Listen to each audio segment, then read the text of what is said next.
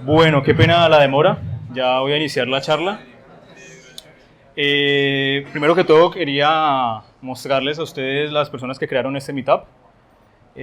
Carlos Mafla, Ana Mafla, y los que han estado trabajando justamente durante un año para que esto sea posible. Yo entré este año para este meetup justamente para aportar también como organizador y poder también dar todos los esfuerzos posibles para que se siga dando más seguido. Y como se dijo al principio también, les invitamos a todos y a todas para que aportemos, para que demos charlas, para que aportemos de alguna manera como voluntariado, organización también, que eso es lo que permite que eso se pueda realizar. Entonces, bueno, voy a comenzar. Nuestros patrocinadores, Boni Studio Team, más tardecito hablo sobre ellos, y bueno. Entonces yo les voy a hablar sobre programación funcional, algo básico y necesario para trabajar en React, y buenas prácticas basadas justamente en estos principios de programación funcional que son fundamentales, de hecho desde los mismos creadores de la librería.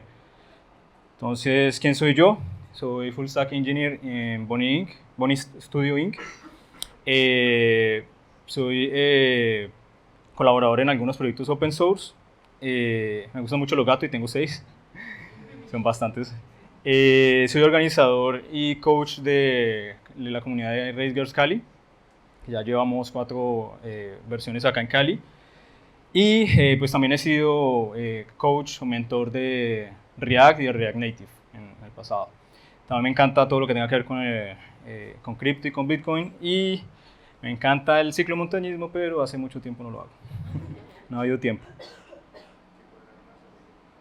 Sí. Bueno, entonces, ¿qué se les pasa a ustedes por la cabeza con programación funcional? Entonces, casi siempre vemos este lambda, ¿cierto? Siempre vemos esa letra. Entonces, la programación funcional tiene unas raíces muy profundas en matemáticas, específicamente en algo llamado el cálculo lambda. Entonces, vamos a ver algunas como características especiales y diferencias entre otros paradigmas, como el más común y usado alrededor del mundo, que es el orientado a objetos. Entonces, decimos que lo que trata es de evadir o de no tocar esos temas que son estados compartidos, datos que se mutan, que cambian después de haber sido inicializados o creados, cambian en ese runtime, cambian el valor en la referencia que tiene actualmente en memoria. Eso es casi que, hemos dicho, es como el coco de esto, es decir, es un pecado mortal hacer eso. Los side effects, que son justamente lo que viene por hacer este tipo de prácticas, y pues eso es justamente muy común en la programación orientada a objetos. Entonces, ¿qué carajo es una función pura? ¿Alguien sabe?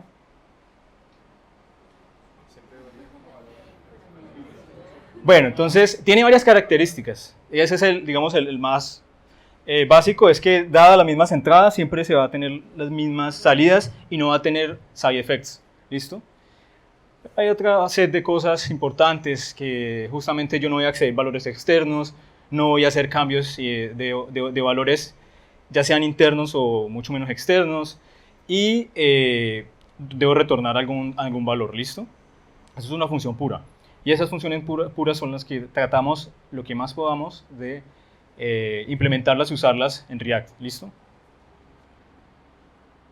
Entonces, por ejemplo, aquí tienen suma. Lo único que hace es coger dos entradas como f, x, y. Yo después le digo, no, es que x es esto y y es esto. Entonces, ¿qué pasa? Pues se evalúa la función y se retorna ese valor. Es muy basado justamente en las funciones matemáticas, por eso mismo. Y tenemos composiciones y tenemos un montón de estrategias, pero digamos que no hay que irnos en la parte tan compleja que tiene la programación funcional, pues para poder trabajar con React y con otras librerías. Entonces, side effects. Por ejemplo, esto es una función impura. Tenemos un array. Bueno, yo no sé por qué tenemos ese array ahí, sorry. Creo que iba a hacer algo con ese array, omitan esto. Pero entonces tenemos unos ítems que entran por parámetro, todo bien hasta ahí, retornamos los ítems, sí. Pero acá está el problema. Primero estamos usando un for que ya de por sí eso muta, el índice lo está mutando cuando está trabajando ahí. Ya de por sí es una función que muta. se muta a sí mismo el índice. Segundo, estamos cogiendo que en cada posición de 0 hasta length, estamos asignándole, exacto, una multiplicación más 2. No más con hacer esto ya la estamos embarrando. ¿Listo? Porque hay algo que viene acá que no debería cambiar. Es decir, tanto esa referencia no puede declararse, o sea, se declara, digamos, que ítems es tal cosa y yo no puedo decir que ítems ahora es tal otra, ni tampoco sus valores internos, porque pues yo digo, no, pues que yo un objeto yo no necesito reasignarlo, sino que simplemente le cambio un valor, ¿cierto? Una llave. Pero ¿qué pasa? Estoy mutando el objeto interno, igual estoy haciendo cambios en esa referencia que ya existía y que ya se inicializó y que debe ser así. ¿Listo? Entonces, esto es una función impura. Así retornemos aquí ya la embarramos. Entonces esto no se ve acá en esta parte. Les invito a que vean una charla muy brutal sobre inmutabilidad, datos inmutables, de Anjana Vakil. Se llama Immutable Data Structures for Functional JS, de la JS.com de la Unión Europea. Es brutal, es brutal.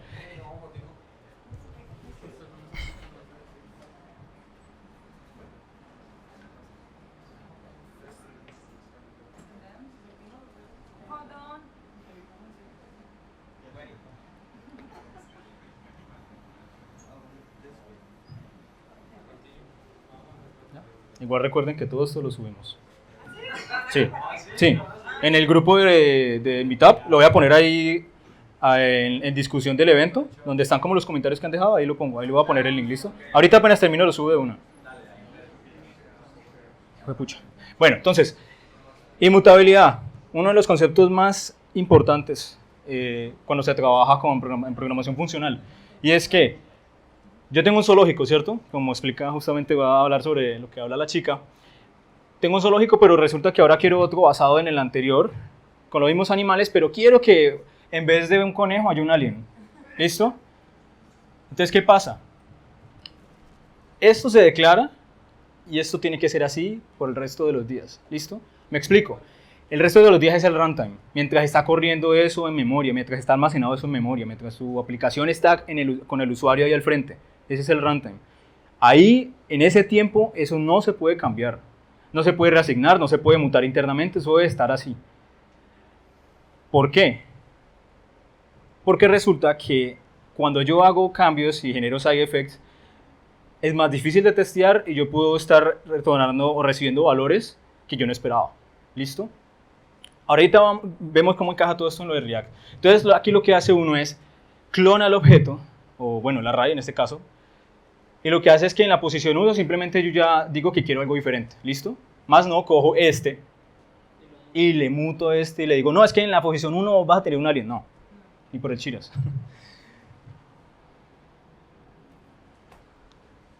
Bueno, esto es algo que no se debe hacer, o sea, must not do.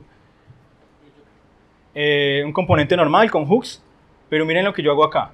Yo no estoy usando, no estoy seteando la ciudad así, sino que yo le estoy diciendo, no, pues es que si yo hago esto, pues probablemente sí se vea, se cambie. Cambia el estado, cambia de una manera que no se debe hacer. Es decir, se debe usar esta función y mandarle este string, ¿cierto? Para que City ahora se retorne como Hello React Cali. Yo puedo hacer esto y puede funcionar, pero ¿qué pasa con este tipo de cosas que de pronto a veces uno cree que no interesan? Se jode la experiencia de usuario, literal. ¿Por qué? Porque React no está esperando que por otro lado, que él no sabe, que no está traqueando, le muten esa posición en memoria. Él espera tener ese track, ese retorno de ese nuevo objeto o valor, estructura de datos, y poder saber cómo se está comportando. ¿Listo? Entonces, ¿a qué se traduce? Que el usuario a veces vea una cosa o a veces no la vea o a veces la vea más lenta. ¿Por qué? Por la forma en que trabaja React por dentro. Entonces, ojo, casi siempre, digo casi siempre porque puede haber casos muy específicos, uno necesite mutar. O cuando trabaja con refs o algo con eventos, alguna cosa así de ese estilo. Pero uno casi siempre puede reescribir código que está mutando datos o que está generando estructuras mutadas o lo que sea, a código funcional, o que aunque no sean funciones puras que se usen ahí, igual no se está mutando datos y se está retornando nuevos valores siempre, clonando lo anterior. ¿Listo?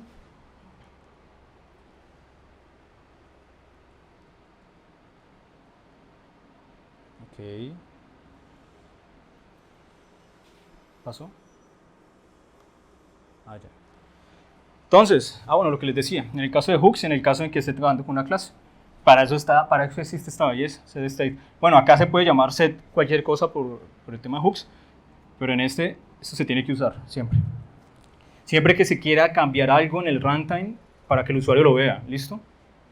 Porque esta manera como lo hace es una manera no mutante. Entonces, otro. Esto aquí está prohibido. ¿Listo? A es 1, pero después me dio por decirle que ahora es 2. X. Este otro, que les decía, tan chistosos. Es que yo quiero que Y sea 3. Eso no se puede hacer. No lo estoy reasignando, no le estoy asignando tu objeto, pero igual lo estoy mutando por dentro.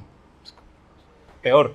Y tengo una lista, nada de push. Esto está terminantemente prohibido. Usen concat o spreader en un array, que es lo que nos trae ECMAScript, pero nada de push. De hecho, el push no es tan útil. Imagínense, esto nos devuelve el length del array. Un concat nos devuelve la lista nueva basada en la anterior y lo podemos asignar en otra estructura o ya podemos estar haciendo en un render condicional. Una belleza. Entonces, creo que repetir el mismo ejercicio. Pero bueno, entonces esperen que GIF termine de reproducir, que es lo chévere. Está como lento. A ver. Ya. I'm watching you. Si trabajan con Redux, eso es algo que en mi opinión personal lo recomiendo. También está en la documentación de React Redux. A mucha gente le parece utilizar Redux de la forma tradicional, muy verbose y demás. Hay personas como yo que simplemente no, pero que no nos parece así. ¿Qué pasa? Un component container es, ¿qué cosa? Es no coger, por ejemplo, yo puedo coger, decirle a mi componente, mira, este es el state, y mira el dispatch, y si quieres despachar cualquier cosa desde ahí, y ahí mismo declaro los action creators, los action. ¿Qué pasa? Redux es una librería, ¿listo? ¿Por qué los vamos a dejar tan acoplados? ¿Por qué lo vamos a dejar ahí si después, por algún motivo, razón o circunstancia, me quiero trazar ese componente o yo quiero eliminar Redux porque pasó algo y ya no es eficiente o lo que sea? Ejemplo. ¿Qué pasa? Me toca ponerme a refactorizar todo el proyecto. Cuando usamos containers, no es que eso lo eliminemos ese riesgo del todo, pero al menos ayudamos a mitigar en parte. Y es que lo que hacemos es que le generamos el estado y los actions creators por props y se los inyectamos con connect al componente. De esta manera él recibe todo por props. Y que si yo lo quiero renderizar en otro lado, simplemente no llamando el container, sino él mismo y le mando esos mismos props, va a funcionar. A él no le importa. Él ni siquiera le interesa saber qué es Redux. Eso es una buena práctica que, en mi opinión, se debe revisar. Entonces, prohibido esto. Siempre hay una forma para hacer estas mismas cosas sin tener que mutar. ¿Listo? Nada de pop, de push, sort, splice, fill. Bueno, esas son varias. No son todas, pero hay varias. Acá pueden ver las demás. Acá están todas. Las que mutan y las que no mutan estructuras. Does it mutate.xyz. ¿Listo? Igual se las dejo. Y pues, en vez de lo otro, usen estas. Concat, split, join, map, reduce, filter, find index, object assign, ya lo miramos. Le pongo asterisco no porque no tenga algo raro, sino para expandir un poco más el tema. Librerías que ayudan a trabajar de manera inmutable. ¿Por qué? A veces tener algo que nos permita recorrer datos, hacer ciertas transformaciones, no hablo de mutaciones, no transformaciones a la data nueva en la cual nos queremos basar. Puede uno, o sea, en muchos casos tiene uno que hacerse unas funciones ni las berracas que ya están inventadas, que ya están hechas, que ya están optimizadas, están probadas, mejor dicho. Entonces, el caso es, les recomiendo mucho utilizar algunas de estas dos librerías. Todas sus funciones están hechas para no mutar a estructuras Entonces ustedes están asegurando de que ni por el chira se están mutando las estructuras. Y algo súper, súper importante. En muchísimos casos, si no una gran mayoría, muchas de las funciones puras de JavaScript son más lentas que las que estas librerías proponen. Ustedes dirán, pero no tiene sentido, es una librería. Créanme, vean los benchmark de cómo algunas de las funciones, digo algunas, no todas, por ejemplo, del map o el filter o de cierta anidación de funciones o de métodos, son muchísimo más eficientes. Entonces, imagínense, les da eficiencia y les da seguridad. ¿Ibas a decir algo? Yo he visto que en React sugieren una librería que se llama Mutable.js, algo así. Espérenme que ya voy para allá, hombre. Pero eso es otra cosa. Eso es otra cosa, pero también muy bueno. Esta librería es de Facebook y es brutalísima. ¿Por qué? Es aún más eficiente que las anteriores. ¿Pero por qué? Porque es que ellos crean unas estructuras basadas en las nativas, pero no son las nativas. ¿Me explico? Ellos no tienen arrays, sino que tienen listas. Pero si ustedes tratan de ver la representación de esa lista de inmutable, JS es una vaina rarísima, ¿sí? Es una vaina con un poco de valores y de propiedades y vainas y que ustedes dicen, pero eso es más grande, ¿cómo puede ser más eficiente? Recorrer esa lista es, mejor dicho, N veces más rápido. Entonces, ¿para qué se usa este? Para no solo asegurar de que van a trabajar, que van a usar métodos que son inmutables, que no mutan su data, sino que va a ser mucho más eficiente. Y van a asegurar de que esa data ni siquiera por error se mute. Porque si ustedes tratan de hacer una mutación usando algún método de JavaScript puro o algo así, error, nada que tenga que ver con mutar la estructura los deja. Caso contrario, se están utilizando estructuras planas, pero con las librerías anteriores, igual si ustedes por un ladito le pueden hacer algo y lloren. Entonces, pueden hacerla esta. Mori es otra que está basada en Clojure.js. Creo que es Clojure.js, pero es basada en la forma en cómo ellos tienen la abstracción de las estructuras. Listo, esta es un poco más funcional y es un poquito más enredada si no estamos acostumbrados. Esta es un poquito más orientada a objetos, pero en el estilo en cómo se utilizan los métodos. Más no es que sea orientado a objetos, solamente es como ese estilo en el que se usan los métodos, ¿listo? Importante, que yo creo que mi compañero, ¿Juanse ya fue? ¿Dónde está? Bueno, creo que ya se fue. Resulta que, ¿cuándo y cuándo no usar esto? Si ustedes necesitan hacer como muchas operaciones en el front, con datos, unas datasets grandísimos, por alguna razón, eso les ayuda un montón. ¿Listo? El problema es que mete una complejidad adicional y es la forma de testear y debuguear esto porque no son estructuras planas. Eso es otro mundo ahí. ¿Listo? Entonces es importante tener mucho eso en cuenta. Importante, eso lo tienen que usar, lo tienen y lo van a usar mucho. Y es el Object Assignment Express Operator. Entonces, dado un objeto, yo tengo una copia. Entonces, yo en vez de decir que objeto copia es igual a este y después yo le muto una, no porque mutase el anterior, porque la igualdad es por referencia. Es decir, si yo digo esto es igual a obj, si yo digo copy obj.b igual a tal cosa, me cambia el de acá también, ¿listo? Porque ahí es por referencia. Entonces, ¿qué hago yo? Objeto nuevo, spread del MyScript 6 lo que hace es simplemente esparce esas propiedades, lo que se llama spread. Lo que hace es que las coloca ahí. Y si yo quiero que una de esas que ya existen sea un valor diferente, la coloco, y si yo quiero que tenga uno, lo coloco. Eso lo usamos un montón también trabajando con componentes en React. Entonces, una recapitulación, que estaba un poquito larga, creo. Entonces, mantenga su código tan limpio como sea posible. Don't repeat yourself. Trate de hacer los componentes lo más reusables posibles. Tienen que tratar de evitarlo a toda costa, tener mucha lógica en los componentes, usar helper methods, es decir, simplemente trastearse eso a funciones que así no las vayan a usar porque sean muy específicas, pero si es algo muy complejo, muévanlo, pónganle un helper específico dentro del mismo componente, dentro de otro archivo.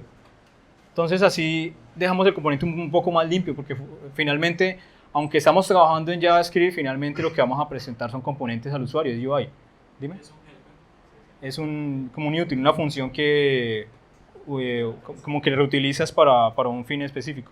Digamos, es que yo necesito hacer una ecuación específica, pero entonces ¿para qué declararla en el componente si eso ya sea que bien porque lo puedo usar en otra parte, o pues eso no debería ser del componente, pues. Entonces yo lo que hago es que simplemente la trasteo, por así decirlo, a otro archivo y la exporto con otras funciones que pueden ser similares, que hacen tratamiento de datos, que cogen un string y lo mapean y hacen una cosa, comparan una vaina. Tratar de no tener eso en el componente, ¿listo? Eso es eso, como el tema de fecha y todo eso, son cosas que se pueden hasta, uno va a hacer una microlibrería muy como apta a lo que uno trabaja en el producto, en el proyecto, y reutilizarla en otros lados, o específicamente si apenas se está haciendo ahí, pues ahí mismo.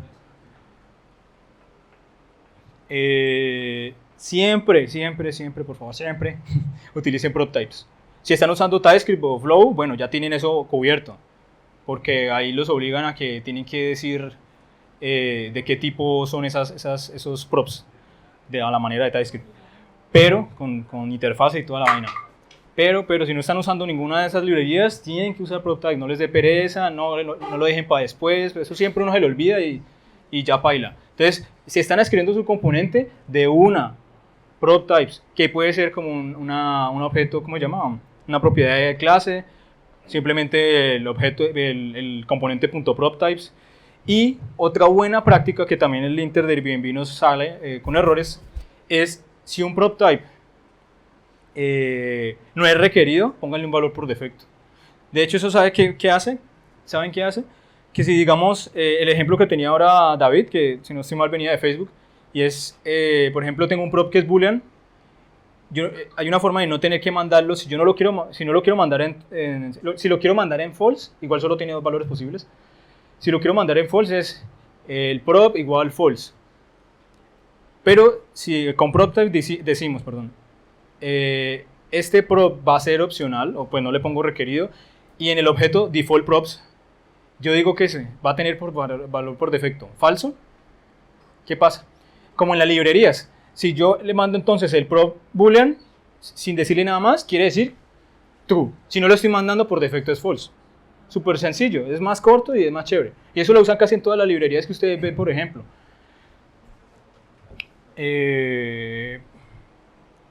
Traten de usar hooks. Échenle la mirada si no lo han pegado la mirada. Porque esto tiende a hacer los componentes un poco menos complejos y más pequeños. Y algo súper importante, que fue una de las principales motivaciones de Facebook. Bueno, yo digo que son como dos. Y es el manejo del ciclo de vida de 3 métodos se usa en uno solo, que es useEffect. Component did mount, did update y will mount. Esos 3 van incluidos en uno solo de una manera mucho más pequeña, más fácil, más chévere, más legible, más de todo. Y el compilado final de las clases es mucho más complejo. Estoy leyendo un artículo hace rato de ese tema, donde miraban que la complejidad del compilado final de las clases es muchísimo, muchísimo más complejo y largo y demás que cuando tiene un componente escrito en hooks. Entonces son varios puntos a revisar. Traten de evitar el uso, como decía David, casi lo digo Davidcito, así lo decimos en el grupo, get derivative state from props. ¿Por qué? Porque eso se llama todo el tiempo y hay una grandísima probabilidad de embarrarla. ¿Listo? Entonces, esto se puede partir en dos métodos, en did mount y en did update. En algunos otros casos, creo que se puede necesitar no me acuerdo, se me fue. El should component update, creo. Qué pena. Bueno. Siempre traten de usar asignación condicional. Eso es una maravilla que nos trae el uso del ternario, del operador ternario. No solamente para el rendering condicional, sino para asignación condicional. Entonces, eso que nos evita, ya vamos para allá que ahí tengo una presentación. Partir responsabilidades. Si tenemos un componente que trae una responsabilidad específica y le damos y metiendo más y más cosas, tratemos de partirlo. ¿Listo? No solo por el tema de reusabilidad, sino también a veces tenemos unas listas grandísimas en ese render y le metemos más y más cosas y más listas dentro de esa lista, eso se vuelve una cosa loquísima. Entonces, muchas veces podemos ya sea mover ese otro componente o la más, pues, como simple es mover a otra función dentro del mismo componente, que al menos me retorne esa UI con ese mapping o lo que sea que se le esté haciendo. Si todavía tienen métodos de ciclo de vida deprecated, como el will mount, el will receive props, que es el que todos amábamos antes, es una maravilla, eso para todo, pero eso murió lastimosamente. No, mentiras, no, realmente fue por algo muy, muy bueno. Y se me olvida así de una cuál es más. Igual en la documentación de React pueden ver cuáles están deprecated, están como unsafe, creo que underscore. Y no sobrecarguen el use effect, ¿sí? Una vez se necesita montar eventos, llamar endpoints, hacer un poco de cosas, pero entonces tratemos de también porcionar eso en funciones helper, o como son muy específicas del componente, pues al menos en funciones dentro del mismo componente, y las vamos llamando en el use effect. De hecho, yo vi algo que no sabía, por ser tan old school, con el tema de hooks. Resulta que un compañero de la empresa puso 2 use effects. Yo quedé como así. Y le dije, ve, ¿cómo así? Pues para mí era como si tuvieras 2 did mount y para mí era como raro. Entonces yo le dije, me dijo, no, pues sí se puede. Cuando vea la documentación, sí se puede usar 2 use effects o n. Y lo que se hace es que se va partiendo, digamos, hasta con responsabilidades. Si yo quiero uno que sea solamente para, ¿cómo se llama? Para agregar event listeners, si yo quiero otro que sea para API, para una llamada a un endpoint, otro para alguna cosa específica, se puede hacer, está bien, el mismo Facebook hasta lo recomienda, y no hay ningún problema ni de rendimiento ni de nada. Aunque parezca raro, pero sí se puede hacer.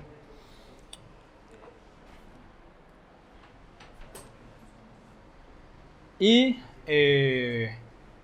recuerden, esto es lo que podemos abolir de nuestras vidas por completo con la asignación condicional. Pues digamos hasta cuando uno empieza en la universidad o a estudiar todo este tema en Java, dicen, no, es que yo tengo una estructura vacía con un string vacío, y yo digo, si una condición específica, pues entonces tome este valor, si no este, pero miren lo que está haciendo acá. Le está cambiando el valor probablemente 2 veces. Eso es más difícil de testear. Entonces, ¿qué lo podemos pasar? Bueno, la que estábamos viendo era esta. Si la URL incluye es punto, asumimos de que el lang debería ser es, si no en. ¿Listo? Entonces, nosotros la declaramos de una vez con el valor que debe tener, y ahí sí se queda por toda la vida. Esto se usa demasiado. Súper usado. Bueno, lo que nos mostraba David sobre el tema de la condición del ternario. Y acá también. Esto se puede hacer muy complejo, pero la idea y la recomendación de los linter es que no anidemos ternarios. Eso es una mala práctica, anidar ternarios. Pues porque uno dice, no, pues en el retorno hago otro ternario y otro. Eso se vuelve un enredo porque lo único que nos diferencia es como estos 2 símbolos, ¿sí? No tenemos como un else, un else if y demás. ¿Cómo evitamos eso? Si hay muchas condiciones, usen un switch case. Y lo que hacen es que lo meten en una función y hacen un retorno en cada uno de los casos, y de esa manera tengo algo que me evalúe y me puede asignar condicionalmente por 10 condiciones un valor, no muta nada y se acabó. Eso es algo que, pues, por ejemplo, yo uso mucho.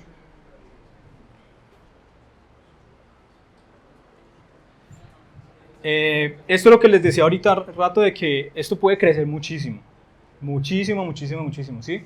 Tenemos un map y aquí cada ítem, pues normal, todo bien. Pero qué tal que esto sea más grande, esto tenga más UI, más y más, y le estamos metiendo aquí algo, y es que después decimos, no, es que en ese mapeo yo también tengo que evaluar que si ese ítem justamente es así, debería renderizar internamente esta otra cosa. Imagínense cómo le vamos a empezar a meter lógica acá, al render que no debería tener. Máximo el tema de renderizado condicional, pues de evaluar si renderizamos una cosa u otra.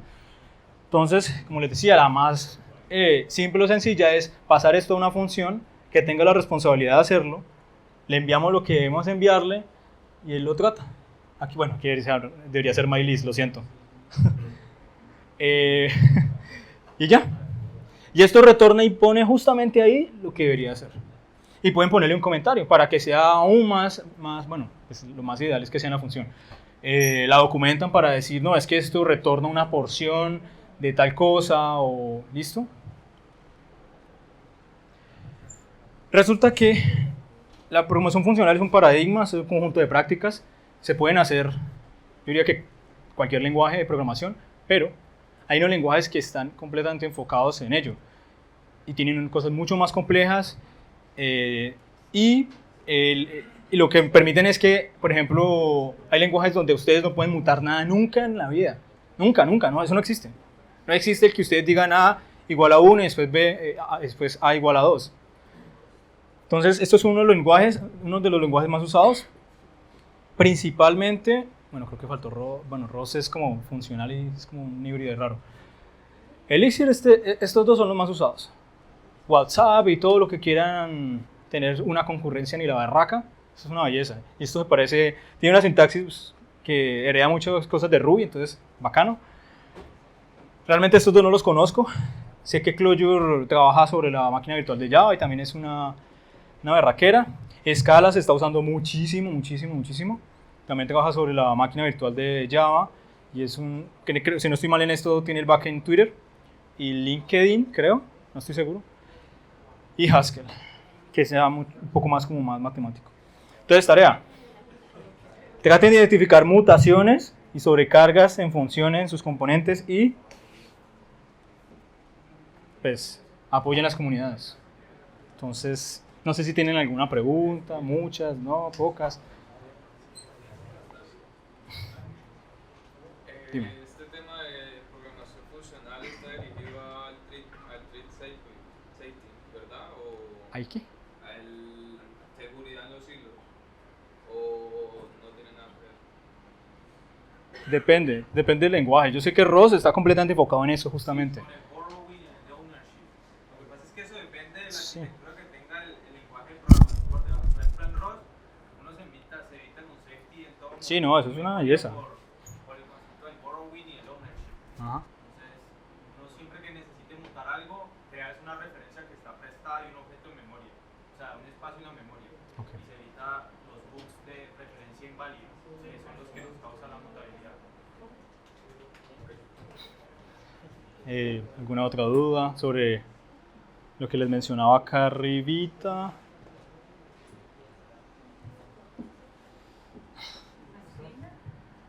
¿Cuáles son las ventajas de los PropTechs en sí en un equipo, digamos, pequeño de 3 personas?